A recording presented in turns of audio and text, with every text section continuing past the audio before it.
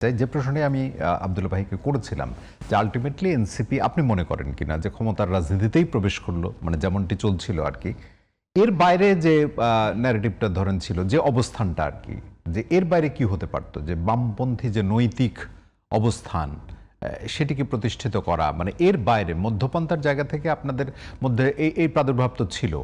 মানে আপনি যদি বলেন যে ক্ষমতার রাজনীতির এক জায়গায় এখন সেটি প্রকাশিত হলো, এর বাইরে নৈতিক অবস্থানের জায়গা ছিল, মানে ক্ষমতার বাইরে গিয়ে আসলে জনগণের কাছে পৌঁছানোর দীর্ঘ সময় ধরে সেই কি বলা যায়, সেই সংগ্রামটা আসলে এখন আপনি যদি এখনো এনসিপিতে আছেন, মানে কি ধরনের পরিকল্পনা আছে আপনাদের এখনো যেহেতু এনসিপির সাথে আছেন? আচ্ছা, মানে হ্যাঁ, আপাতত দৃষ্টিতে এনসিপি এখন ক্ষমতা রাজনীতিতেই প্রবেশ করলো এবং সেখানে আসলে প্রিন্সিপাল পজিশনটাকে কম্প্রোমাইজ করলো, আপাতত এটা বলা যায় এখন।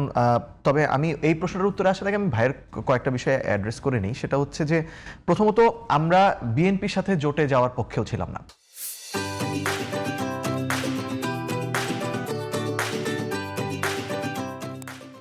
অন্তত আমাদের এখানে 30 জনের কি কাউকে জিজ্ঞেস করলে হয়তো বলতে পারেন, সেটা আমি নিশ্চিতভাবে বলতে পারবো না, কারণ এটা আমাদের পুরনো না, মানে আমরা এই বিষয়ে একমত হয়ে আমরা একসাথে চিঠিটা দিয়েছি। কিন্তু ধারাবাহিকভাবেই আমাদের দলের অভ্যন্তরের জেনারেল মিটিং বলি, কার্যনির্বাহী সদস্য পরিষদের মিটিং বলি, সেখানে স্বতন্ত্র নির্বাচন করাটাই লাস্ট ইসি মিটিংয়ের আগ পর্যন্ত সবচেয়ে সংখ্যাগরিষ্ঠ মতামত ছিল। সো আমিও ব্যক্তিগতভাবে স্বতন্ত্র নির্বাচন করার পক্ষপাতী ছিলাম। এইটা ছিল এই কারণে যে সবাই যেমন বলছেন যে আমাদের একসাথে মানে এবারই সংসদে বড় আকারে যাওয়া প্রয়োজন, আমাদের চিন্তাটা ছিল যে আমরা যদি এবার সংসদে তুলনামূলক কম আসনও নিয়ে যাই, তারপরে যদি আমাদের নিজস্ব রাজনৈতিক একটা অবস্থান রাখি, কেননা আমরা বাংলাদেশের ক্ষেত্রে দেখেছি যে বিরোধী দলে থেকে রাজনীতি করলে সেই রাজনীতি দলটা গ্রো করার সুযোগটা বেশি থাকে এবং দলের ক্যারেক্টারটাও ক্লিয়ার করার সম্ভাবনা বেশি থাকে, কারণ সরকারের কাছাকাছি যখন বেশি থাকা হয় তখন এখানে অনেক ধরনের সুযোগ সন্ধানীরাও দলে এসে ভিড় জমান। কিন্তু বিরোধী পক্ষ তো সংখ্যার দিক থেকে আবার একটু ওয়েটি হতে হবে। সেই জায়গা থেকে আমাদের দেখুন দুটা উদাহরণ, একটা হচ্ছে শহীদ শরীফ ওসমান হাদি, উনি জানার বিষয়, মানে এই কোন জোটের সাথে যুক্ত না হয়ে মানে সংসদে আসন পাওয়ার কি সম্ভাবনাময় কোনো আসন ছিল আপনাদের? দেখুন এই জায়গায় স্পষ্টভাবে আপনার 20 দিন আগেও যদি যাই, মানে যদি এমন হতো যে 1 মাস আগে আমরা ডিসিশন নিয়েছি ধারাবাহিক একটা আলোচনার ফলে এই ডিসিশন এসেছে, আমরা তো গণতান্ত্রিক মানে একই মাসে আমরা দুইটা জোটে যুক্ত হলাম। প্রথমে গণতান্ত্রিক সংস্কার জোট, সেখানে আমাদের বলা হলো যে সংস্কারই আমার মূল কাজ, নির্বাচন না শুধু বিষয় না, নির্বাচনের পরেও রাজনীতি রয়েছে এবং সেই রাজনীতিকে কেন্দ্র করে আমরা এগিয়ে যাব, আমরা সেটাতে যদি আসন কমও পাই সমস্যা নাই, এটা কিন্তু আমাদের দলের পজিশন ছিল। সো সেই কমও পাই নাকি নাও পাই এরকম সেই জায়গায় আমি আসছি, সেটা হচ্ছে যে দেখুন শরীফ ওসমান হাদি যখন তিনি ঢাকা 8-এ স্বতন্ত্র প্রার্থী হিসেবে দাঁড়িয়েছেন এবং তারপরে তিনি যখন জনগণের দ্বারে দ্বারে যে তার প্রচারণা চালিয়েছিলেন এবং মানুষের কাছে থেকে ফান্ড কালেকশন করেছেন, এবং আপনি আরেকজন যদি দেখেন তাসনিম জারা, এই জোটের ঘোষণার আগেই উনি ওনার আসনে নির্বাচন করার জন্য ওনার যে নির্বাচনী খরচটা, সেই খরচটার জন্য যখন তিনি ক্রাউড ফান্ডিং এর ঘোষণা দিলেন, 2 দিনের ভিতরে 47 লাখ টাকার মানুষ অনুদান দিয়েছে নির্বাচন করার জন্য। অর্থাৎ আপনি যদি সৎ থেকে আপনি যদি জনগণের রাজনীতিটা করতে চান, তাহলে মানুষের সমর্থন পাওয়ার সুযোগটা আপনার রয়েছে। সেটা ওসমান হাদি যেমন দেখিয়ে দিয়েছেন, তাসনিম জারাও দেখিয়ে দিয়েছেন, দুইজনের আদর্শিক জায়গা থেকে। এই জায়গায় যে শরীফ ওসমান হাদির কথা বললেন, এবং এই কথা অস্বীকার হয়তো কেউই করবে না যে একটা স্বতন্ত্র অবস্থানে থেকে তিনি যে পরিমাণ জনপ্রিয়তা লাভ করেছিলেন, এবং সামাজিক যোগাযোগ মাধ্যমে তো আমরা দেখতে পাই যে কি পরিমাণ জনপ্রিয় তিনি ছিলেন। একই কথা প্রযোজ্য তাসনিম জারার ব্যাপারে, ব্যক্তিগতভাবেই। কিন্তু আব্দুল্লাহ ভাই, যে ওসমান হাদির যে পরিণতিটা হলো, মানে মর্মান্তিক যে পরিণতি, এবং তার সেই আন্দোলন এখনো চলছে বিচারের দাবিতে, মানে সেই রকম কোনো নিরাপত্তাজনিত কারণে এই তড়িঘড়ি সিদ্ধান্ত কিনা, মানে এটাও কোনো সেটা নিজেদেরকে নিরাপদ করা। গতকালকে সংবাদ সম্মেলনে আমাদের আহ্বায়ক নাহিদ ইসলাম উনি এই কথাটাই, মানে এই ব্যাপারেই কিছু কথা বলেছেন যে আসলে হাদি হত্যাকাণ্ডের পরের পরিস্থিতির কারণেই উনি এই সিদ্ধান্তটা ওনারা চেঞ্জ করেছেন। আপনারা কি এগ্রি করেন না? আমরা এগ্রি করি না যে জায়গা থেকে, সেটা হচ্ছে যে আমাদের কাছে তারপরেও মনে হচ্ছিল যে মানে বড় একটা জোটে গেলে কি তারা কি সারাক্ষণ আমাদেরকে ঘিরে থাকবে, যে আমাদেরকে যাতে এসে এভাবে হাদির মতো করে রিক্সা দিয়ে যাচ্ছিল পাশে থেকে গুলি না করে, মানে সো বিষয়টা হচ্ছে যে হ্যাঁ থাকতে পারে, ওই রিক্সটা থাকতে পারে, ওই রিক্সটা জেনেই আমরা আসলে রাজনীতিতে এসেছি, নিঃসন্দেহে। ওই রিক্সটা জেনেই আমরা গণঅভ্যুত্থানে অংশ বুক পেতে নিয়েছিলাম দিয়েই তো আসলে এবং রাজনীতির শুরু। সো এর চেয়ে অনেক বেশি বড় রিস্ক নিয়েই নাহিদ ইসলামরা গত জুলাই মাসে এই গণঅভ্যুত্থানটা নেতৃত্ব দিয়েছেন। সো আমাদের কাছে মনে হয়েছিল যে এর চেয়ে নিজেদের রাজনীতির প্রতি সৎ থাকাটা বেশি ইম্পর্টেন্ট। এরপর এছাড়া আরেকটা জিনিস দেখুন, আজকে এখন পর্যন্ত আমরা জামাতের সাথে জোটে যেই আসনগুলো পেয়েছি বলে জানছি, কয়েকটি আসন বাদে আমাদের অধিকাংশ আসনে কিন্তু পরিবর্তন হয়ে গেছে বলে আমি দেখতে পাচ্ছি। যেমন আমাদের ময়মনসিংহ 6 আসনে আমাদের নির্বাচন করার কথা ছিল জাভেদ রাসিন, আমাদের যুগ্ম আহ্বায়কের, উনি এখন নির্বাচন করছেন ঢাকা 9 থেকে, যেখানে কিনা তাসনিম যারা আগে এনসিপির প্রার্থী ছিলেন। নাসিরউদ্দিন পাটোয়ারি ছিলেন ঢাকা 18-তে, তিনি এখন করতে যাচ্ছেন ঢাকা 8-এ। আরিফুল ইসলাম আদিব ঢাকা 14-তে শুরুতে ছিলেন, তারপর ঢাকা 16-তে হচ্ছে তিনি আমাদের প্রার্থী, ঘোষিত প্রার্থী, তিনি এখন যাচ্ছেন ঢাকা 18-তে। আবার ASM সুজাউদ্দিন, তিনি কক্সবাজারের নিবাসী, উনি এখন প্রার্থী হচ্ছেন বান্দরবানে। সো বিষয়টা হচ্ছে জামাত যে আমাদেরকে যে জোটগুলো দিচ্ছে, এখানে আরেকটা বিষয় হচ্ছে কার সাথে আমি জোট করছি। হ্যাঁ, এটা একটা বড় ফ্যাক্টর।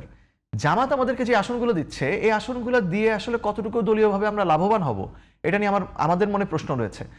কারণ এখানে কয়েকটি আসন বাদে, একেবারে প্রথম সারির 5-6 জনের আসন বাদে অন্য আসনগুলো ঠিক বেশ পরিবর্তন হয়ে গেছে। আমরা দেখেছি যে ঢাকা 19-এ একজন প্রার্থী ছিলেন, প্রচারণা ব্যাপক চালাচ্ছেন, এখন আরেকজনকে সেখানে প্রার্থী দেওয়া হচ্ছে, সম্ভবত নারী প্রার্থীর সংখ্যা নিশ্চিত করার জন্য হতে পারে। তো এই যে একটা পরিস্থিতি, আমাদের কয়েকজন প্রার্থী মনিরা শারমিন, তাসনিম জারা, নাহিদা সারোয়ার নিভা, ফরিদুল হক, এনারা আমাদের 30 জনের যে কোনো জোটে আমাদের যদি 30 জনের প্রার্থী হতো, ওনারা প্রার্থী হতেন, এবং ওনারা এই জামাতের সাথে জোটে যাওয়ার সময়ও ওনাদের কাছে অফার ছিল ওনারা এই জোটে প্রার্থী হওয়ার জন্য, ওনারা এটা রিজেক্ট করেছেন।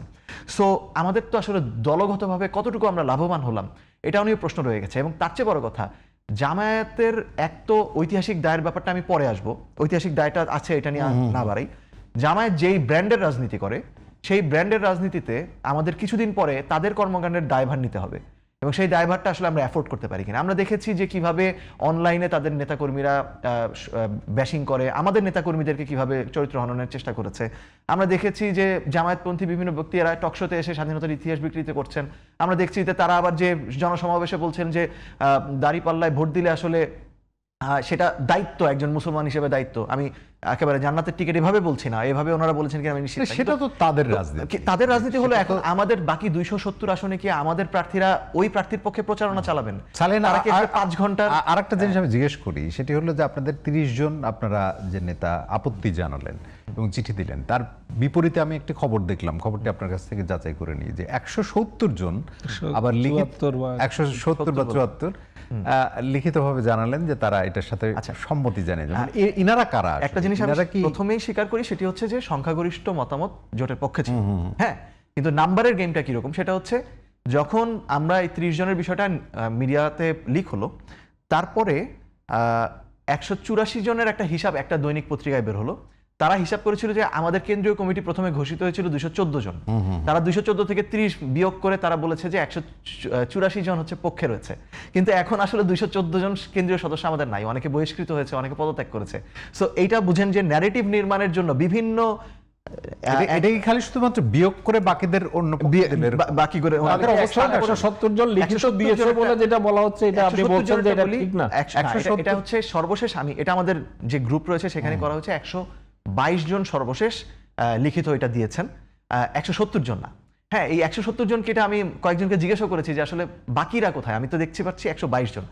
এইটা হচ্ছে যে দেখুন, এখন ন্যারেটিভ নির্মাণের ক্ষেত্রে 122 জন কোন পর্যায়ের, আমরা যদি একটুখানি, ওনারা কেন্দ্রীয় কমিটির সদস্য।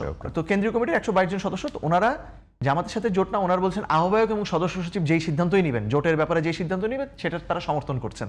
এখন এরপরে আবার এখন হয়তো জোটের ব্যাপারে আসনগুলো ঘোষণার পরে আরো মিশ্র প্রতিক্রিয়া থাকতে পারে, সেটা নিয়ে আর আলোচনায় না যাই। মূল বিষয় হচ্ছে আমাদের পজিশনটা এটা ছিল। তবে দল যেটা ভেবেছিল যে দলের যেটা আপনারা বলছিলেন যে দলের ভবিষ্যৎ রাজনীতি টিকিয়ে রাখার স্বার্থে হয়তো আমাদের সংসদে বেশি সংখ্যক আসন প্রয়োজন। তো আমাদের ডেমোক্রেটিক্যালি আমাদের মত পার্থক্যটা যেই জায়গায়, সেটা হচ্ছে আমরা মনে করি যে ওই বেশি সংখ্যক আসনের জন্য আমরা যে রিস্কটা নিচ্ছি নিজেদের পলিটিক্যাল লাইন, তাতে আমাদের রাজনীতিটা যেটা হয়ে যাচ্ছে সেটা হচ্ছে একেবারে দক্ষিণপন্থী রাজনীতি হয়ে যাওয়ার আশঙ্কা রয়েছে, যেটা জনগণের মধ্যে, যারা আমাদের মধ্যপন্থী রাজনীতির যে বেসটা, তারা আমাদের প্রতি আর ভবিষ্যতে আস্থা রাখবে কিনা, এটা নিয়ে একটা আশঙ্কা এবং আমাদের যে মধ্যে রয়েছে। কমিটমেন্ট দিয়ে আপনারা শুরু করেছিলেন সেটিরও জি। কিন্তু So ব্যর্থ আমরা হয়। আমরা চাচ্ছিলাম যে ওই কমিটমেন্টের প্রতি স্টিক করতে একটু রিস্ক নিতে। আমরা এক ধরনের রিস্ক নেওয়ার পক্ষপাতী ছিলাম, সেটা হচ্ছে যে সংসদে কম হলেও আমরা তো এখনো আসলে দল হিসেবে মাত্র নিবন্ধন কিছুদিন আগে পেলাম। তারপরে আপনারা আমাদেরকে ডাকেন টক শোতে, মিডিয়া আমাদেরকে ভালো কভারেজ দেয়, পাবলিক আমরা জুলাই পদযাত্রায় দেখেছি যে আমাদেরকে রিসিভ করছে। তার মানে আমরা এমপি না হলেও যে আমাদের দৃষ্টিভঙ্গিটা এমন যে আমরা খুব বেশি 4-5 জন এমপি যদি থাকে বা 2-3 জন এমপিও যদি থাকে, তারপরেও ওইটা আপনার যদি ধরুন ভারতে বিজেপি পেয়েছিল প্রথম নির্বাচনে 2টা এমপি, ইমরান খান তেহরিকে ইনসাফ প্রথম নির্বাচনে পেয়েছিল 1টা। কিছুদিন আগে শ্রীলঙ্কার উদাহরণ আসিফ মাহমুদ একটা স্ট্যাটাস দিয়েছেন যে প্রথম নির্বাচনে তারা পেয়েছিল একটা, পরের নির্বাচনে তারা সরকার গঠন করেছে। সো আমাদের ওই রিস্কটুকু নেওয়ার পক্ষপাতে আমরা ছিলাম। তবে দলের যদিও এই সময়টা নির্বাচনের পরবর্তী সময়টা হয়তো একরকম নাও হতে একরকম নাও হতে পারে। সো সেটি দলের হতে পারে। অধিকাংশ ভেবেছে যে না, এর চেয়ে বেশি আমরা হয়তো আরেকটু বেশি আসন পেয়ে জি আমরা strong থাকা আমরা ভালো। শেষ